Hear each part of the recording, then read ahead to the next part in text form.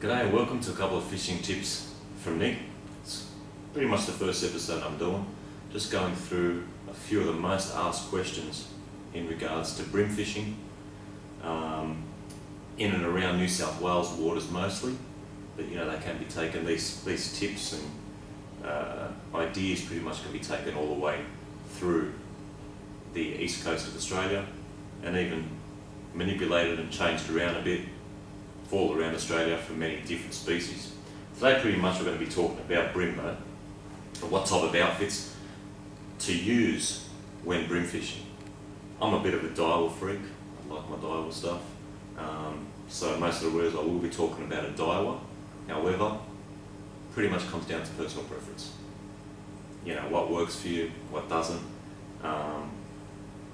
Bear in mind that when bream fishing, you're going to be holding your rod in your hand for the majority of the time.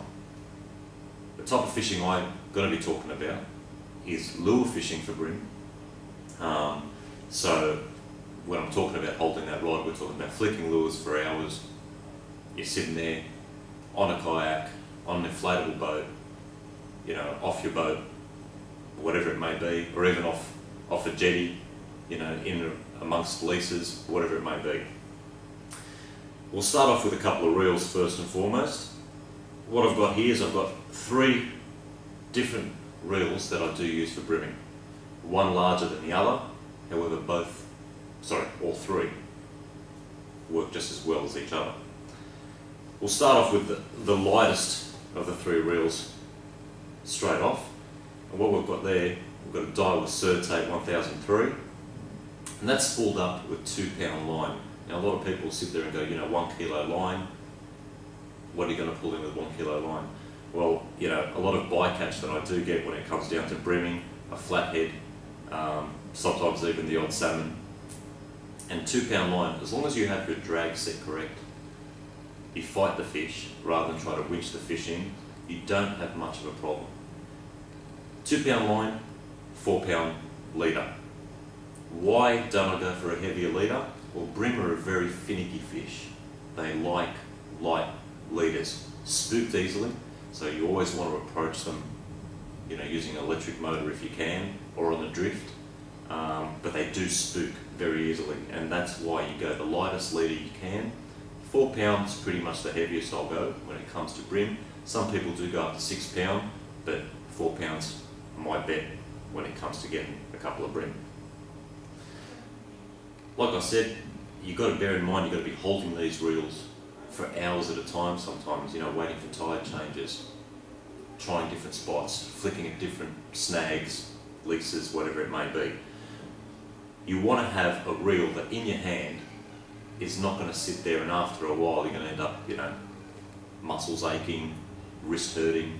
It's a constant movement you're going to be doing, flicking that lure, you want to be able to be comfortable. The next reel I'm going to show you is again a Daiwa. It's a Daiwa Luvius. The spool, the only reason I do use the Luvius sometimes is the spool holds a lot more line than the Certate 1003. You're looking at about 100 metres of line here, and you're looking at about 200 metres of line on this. It's not really the be-all end-all when it comes to brimming. If you've got a fish that's going to start pulling 200 metres of line off you, you know, you've got serious problems. Either you've got your drag set too loose, or you've picked up something that you weren't trying to pick up in the first place. Again, a very light reel, very good quality, but again, you can hold that for hours, flick lures, and you've got no problems. The third one I use is a Daiwa Sais 2000. Again, it can hold a lot more line capacity because it's a 2000 reel. It's actually a 2508, so it does hold quite a bit of line. It is extremely light. This 2500 is actually lighter than the Daiwa Certate. Now that's a 2010 model. It's got your air rotors, or your mag seals and everything, which I'll get into a little bit later, but it's a very good reel, but the Sais is a lot lighter. What I've got on this is I'm using a PE braid on this, a Sunline PE braid, up to 10 pound. However, the diameter of the 10 pound line on this is actually very similar to the diameter of the 2 pound line, which is a fins braid on that. So at the end of the day, you're able to flick those ultralight lures that you want to be flicking. Again, I've got a 4 pound leader on it, but at any time I could just grab that reel as well and go flick for something else. You know, if I want to sit there and get some poppers going for salmon or for some kings or whatever, the 10 pound line on this, just change the trace and off you go. So that's pretty much my multi-function reel. You know, I'll go bassing with that, I'll go brimming with that, but it's a very good reel. Extremely light, you can hold that for hours.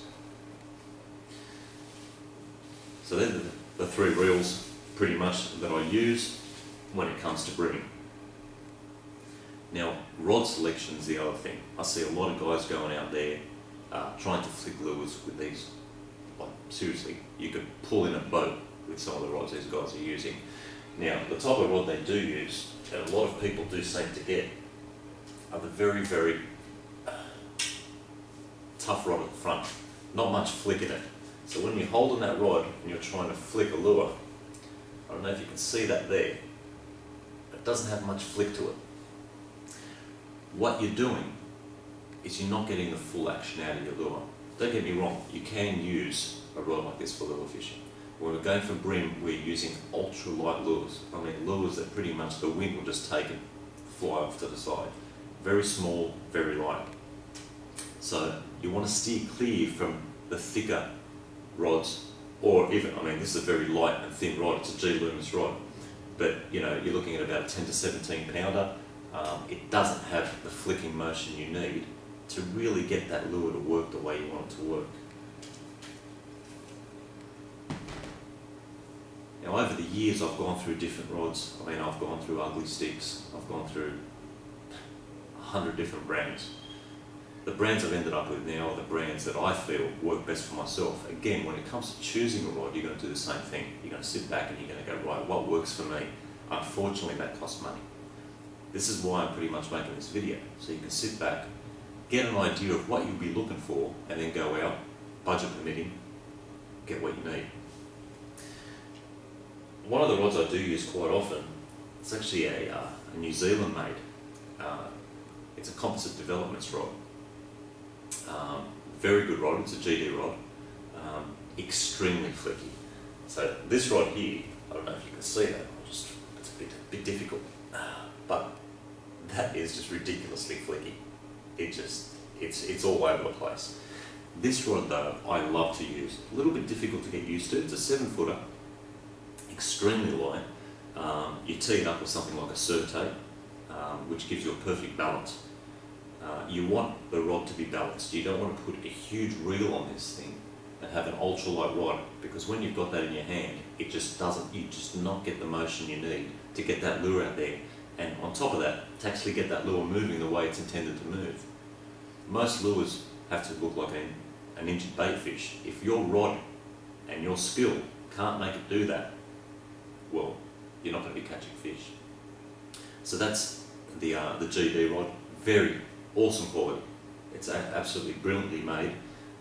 If you actually have a look, the joint between, when you look at these rods, the joint between the two halves, I tend to go 2-piece with all my rods because I do a lot of kayak fishing up rivers. I like to take my rods apart so they don't snap.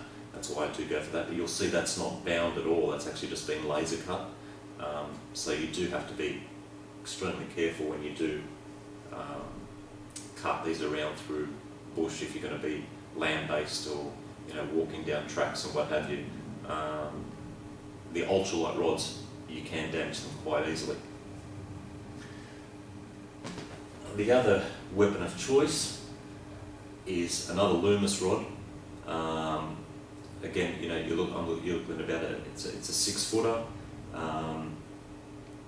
It's a 5-pounder. So you're looking at about a 2-kilo stick. But again, the tip has got that flick to it. The flick is very important. And again, it's the weight of the rod that you're going to be also looking at. Reading into forums, going to different forums like OzBass, OzBrim, all these different forums, they will give you an idea of what type of rod other people are using and what works for them. and pretty much what works for others a lot of the time works for you. So it's pretty, look, it's one of those things. It's not an exact science when it comes down to your rods and your reels. However, you do your homework. You don't want to go out there and pay, you know, $10 for a rod and reel combo, which, you know, or a $30 rod and reel combo. It's a good start for a kid. When it comes down to actually getting out there and really wanting to target a bream, really wanting to target a species, whether it be bream, flathead, trevally, whatever it may be. When you want to target those species, you need to have the right gear. Now, whether it's going to be Daiwa or Shimano, you know, there's 1,000 different brands out there, or Akuma, it comes down to what is comfortable in your hand and what you feel comfortable with.